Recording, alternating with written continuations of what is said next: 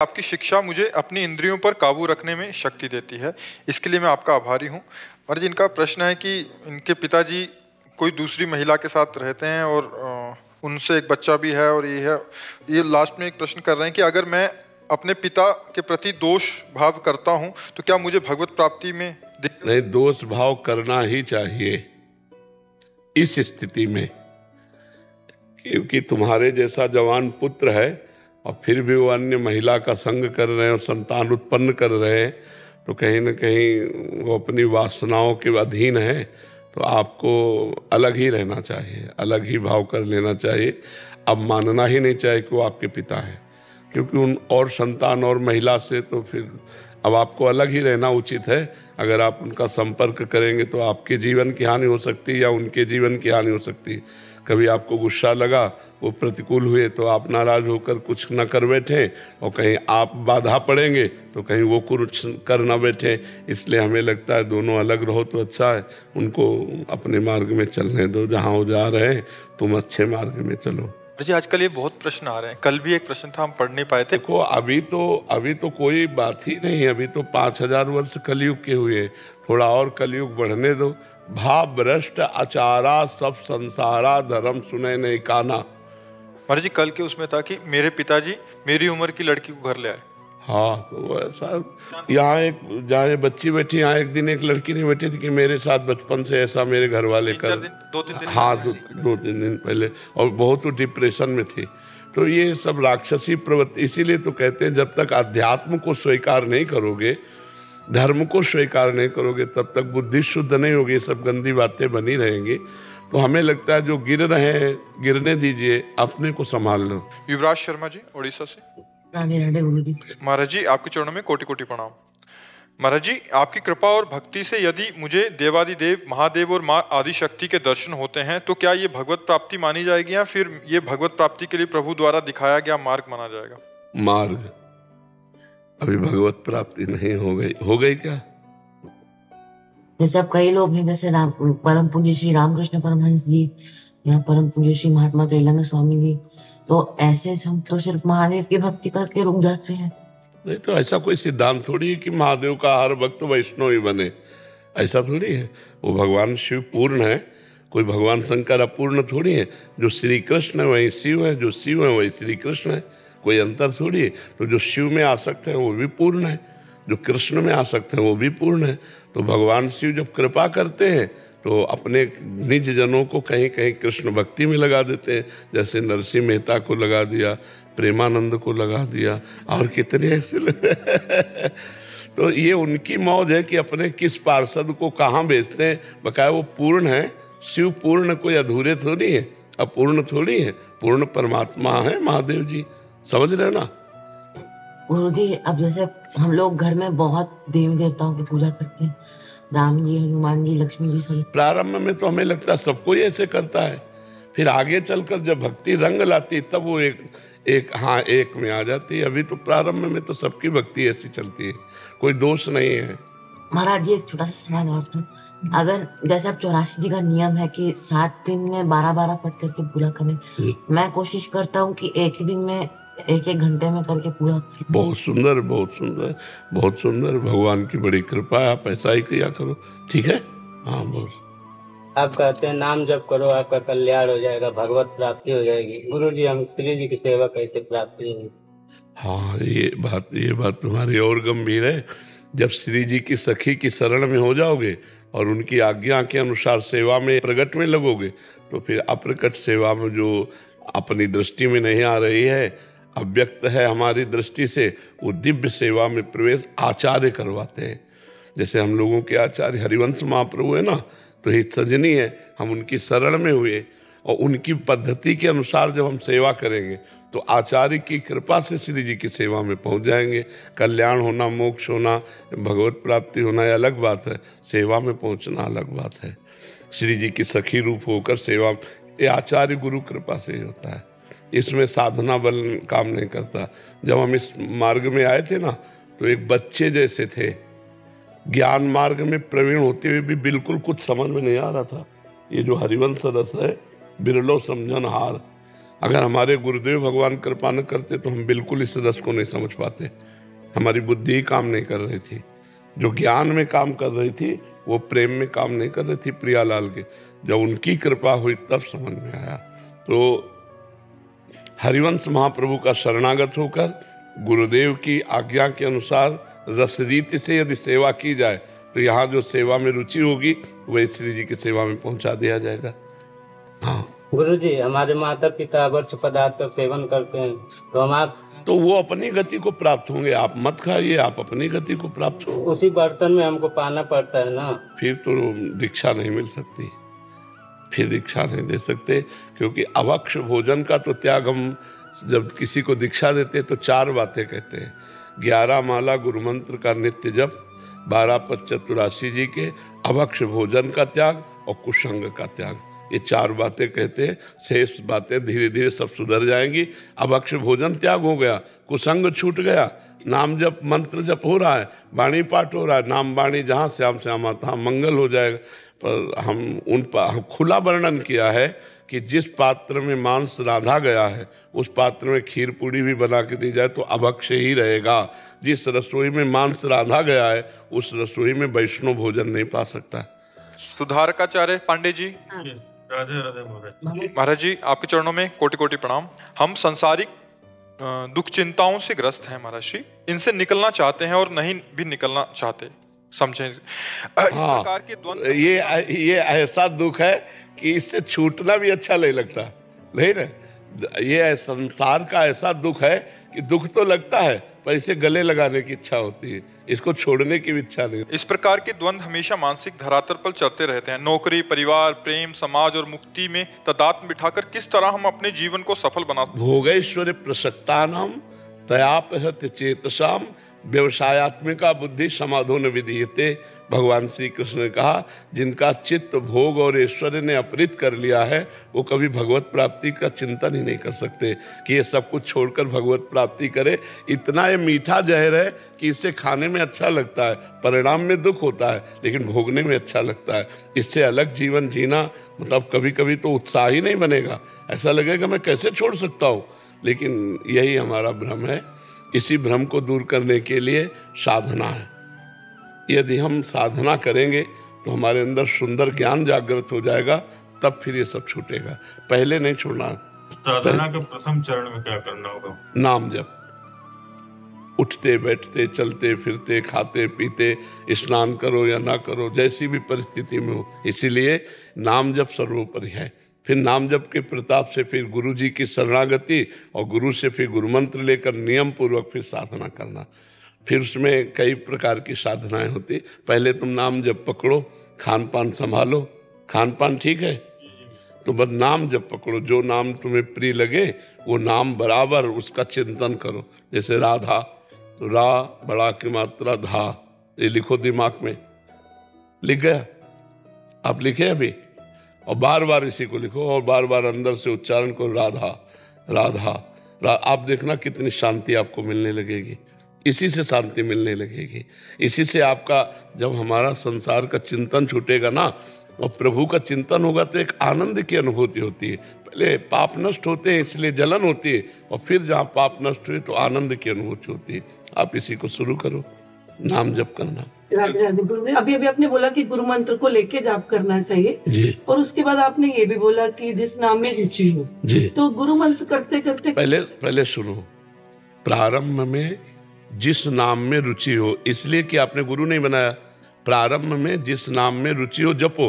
वो नाम क्या करेगा? आपके हृदय को शीतल करेगा, आपके हृदय में लालच पैदा करेगा भगवदानंद का, भगवत प्राप्ति का। अब जब भगवत प्राप्ति का लालच होगा तो हमें गाइड चाहिए कि हमें कैसे भगवत प्राप्ति होगी, तो हमें गुरु की शरणागति चाहिए। अब जब गुरु की शरण में होंगे तब वो मंत्र देंगे, उपासना देंगे, पद्धति देंगे।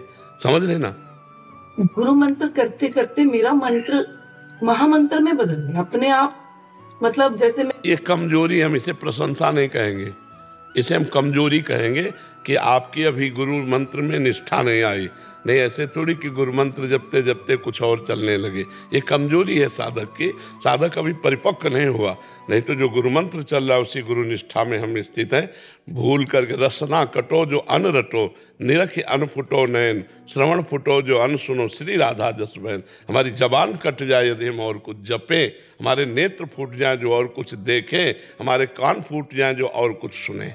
जी, एक बार अगर गृहस्थ टूट जाए, गृहस्थी टूट जाए, या पति को छोड़ दिया, पति को छोड़ दिया। अब तुम्हारी हिम्मत हो तो ब्रह्मचर्य से रहो, अगर हिम्मत नहीं है तो आगे किसी को स्वीकार कर लीजिए।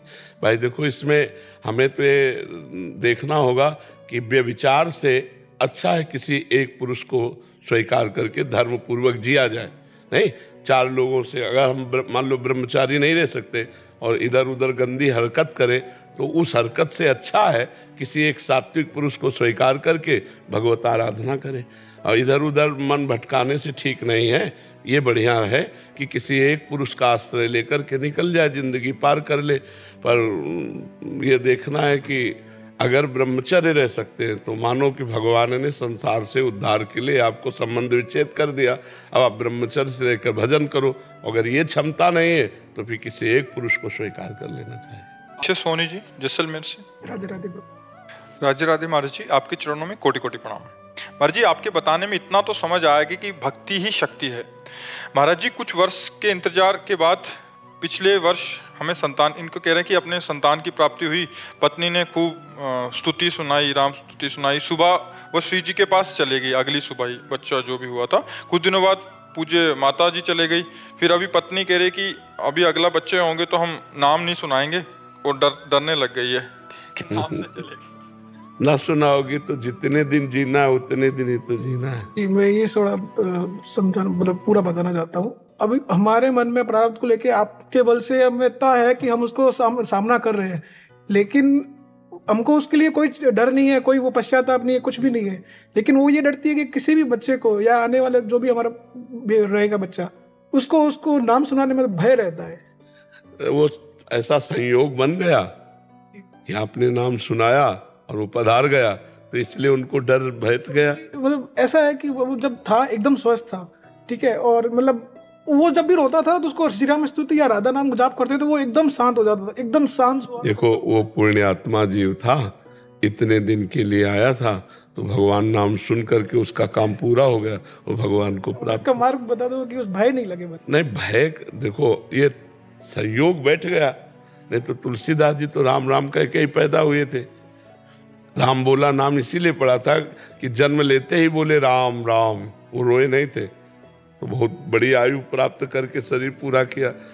वो संयोग बन गया ना, वो उस जीव की आयु पूरी हो गई, संयोग बन गया। अब माता पिता हो तो उनको डर लग गया कि अगर राम सुनाएंगे, कृष्ण सुनाएंगे नाम, तो कहीं पधार न जाए। हमारी भक्ति जो भी है वो हम पूरी कर रहे हैं, लेकिन वो बच्चों को सुनाने में थोड़ा उसको भय रहता है। कोई बात नहीं, डरे मत, अब ना डरे। नाम सुनाने से मंगल होता है, अमंगल नहीं होता है। वो जीव जाना ही था, उसी समय जाना था। ऐसा नहीं कि नाम नहीं सुनाएंगे तो रुक जाए, ऐसा भी हो सकता है।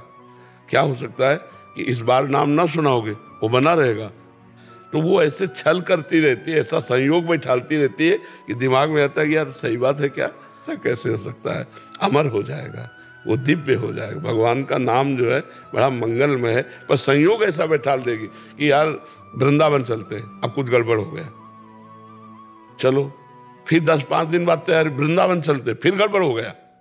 तो उसको विश्वास में दिमाग में बैठ गया कि यार जब वृंदावन का नाम ले जाने का तब गड़बड़ हो जाता है। ये ऐसे माया तुक्का बैठालती है कि आदमी की श्रद्धा नष्ट हो जाए। और भक्ति ऐसा पुष्ट करती है कि उसके हर कार्य पर वो अपनी नजर रखे माया पर, और उसके हिले ना, उसके कार्य से हमारी भक्ति कमजोर न पड़े।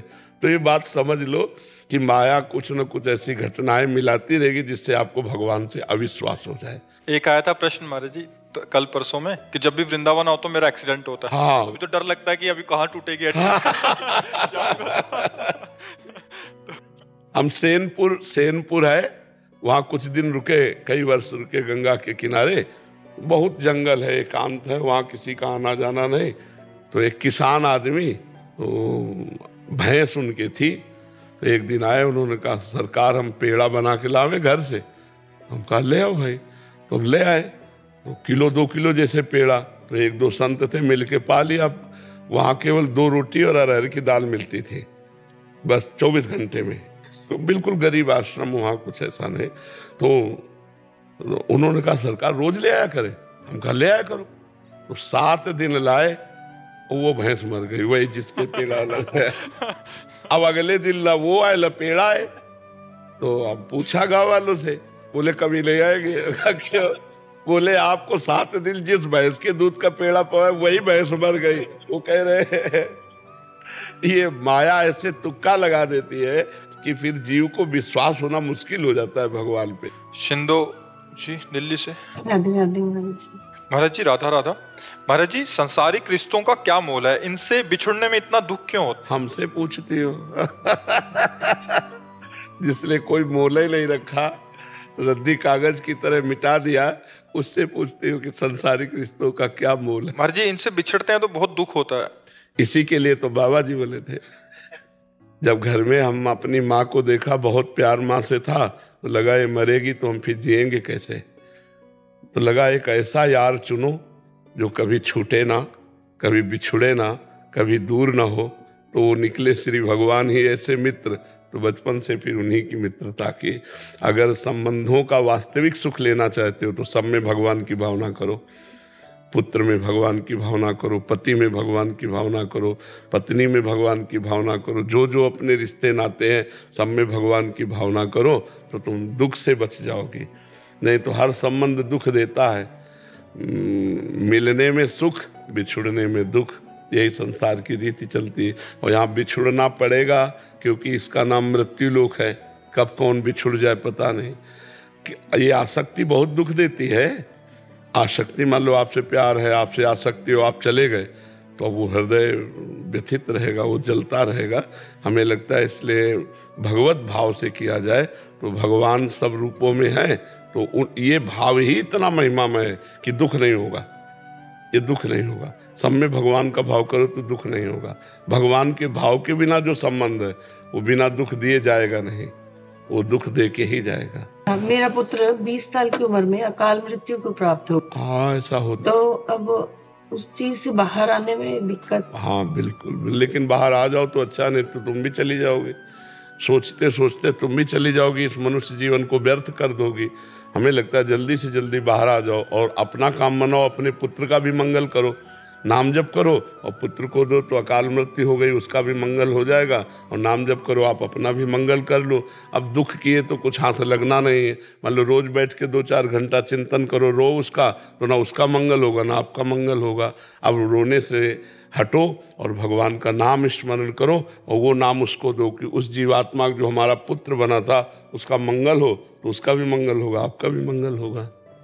महाराज जी, कई बार ऐसे रिश्ते होते हैं जैसे भगवान कृष्ण और सुदामा के, ऐसी मित्रता होती है जो हमें सही रास्ते पे चलाती है। हाँ बिल्कुल। उनसे तो संबंध विच्छेद करना नहीं, संबंध विच्छेद नहीं, भगवत भाव और सही रास्ते पे चले तो ऐसी मित्रता तो कायम रहनी। बिल्कुल बिल्कुल बिल्कुल, लेकिन कायम रहेगी नहीं।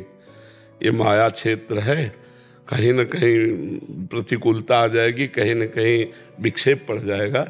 बराबर श्री कृष्ण और सुदामा की जैसी मित्रता तो श्री कृष्ण ही निर्वाह कर सकते हैं। सुदामा जैसा त्यागी और श्री कृष्ण अनुरागी, और श्री कृष्ण जैसे ऐश्वर्यवान और ऐसे त्यागी मित्र को प्यार करने वाले। नहीं, गरीब मित्र को कोई प्यार करता है क्या? गरीब मित्र को आए फोन उठाने बंद कर दे कि कहीं कुछ मांग न ले ले। तो वो अगर किसी चीज की आप शुभकामना भी दे रहा होगा तो भी फोन नहीं उठाएंगे। ये बात है। जी महाराज जी, मैं पंजाब पुलिस में जॉब करता हूँ IT डिपार्टमेंट में। जैसे आपने अभी बताया कि कलयुग के भी 5000 वर्ष पूर्ण हुए हैं, लेकिन मैं जैसे देखता हूँ कि आप जैसे सिद्ध संतों या और संतों के प्रति लोग ऐसी ऐसी वीडियोस बनाकर झूठी फैलाते हैं और लोग उसको सच मान लेते हैं। वैसे हम उसको जल्दी से, जैसे मेरे पास कोई रिपोर्ट आती है मैं जल्दी से उसको डिलीट मार देता हूँ। तो ऐसी वीडियोस देख के मेरा मन बहुत ज़्यादा विचलित होता है कि हमारे ऐसे संतों के प्रति जिसको दुनिया मानती है ऐसे ऐसे लोग बनाती है, तो कृपया प्रभु मेरा मार्गदर्शन करें। नहीं, इसमें क्या है कि जो आसुरी प्रवृत्ति के लोग हैं, कुछ तो ये है कि कुछ ऐसी अफवाह हो जिससे हमारा वीडियो चल जाए, और कुछ ऐसे होते हैं जो जलन के होते हैं। प्रायः लोगों का होता है कि चाहे फ्रॉड ही वीडियो सही, पर एक बार जो नामी संत होते हैं ना, उनके नाम का कुछ नया जिससे वो वीडियो भागे, तो एक तो ये दिमाग के होते हैं, दूसरे होते हैं आसुरी प्रवृत्ति के, उनको जलन होती है। तो अपनी जलन को निगेटिव भाव के द्वारा वो शांत करना चाहते हैं।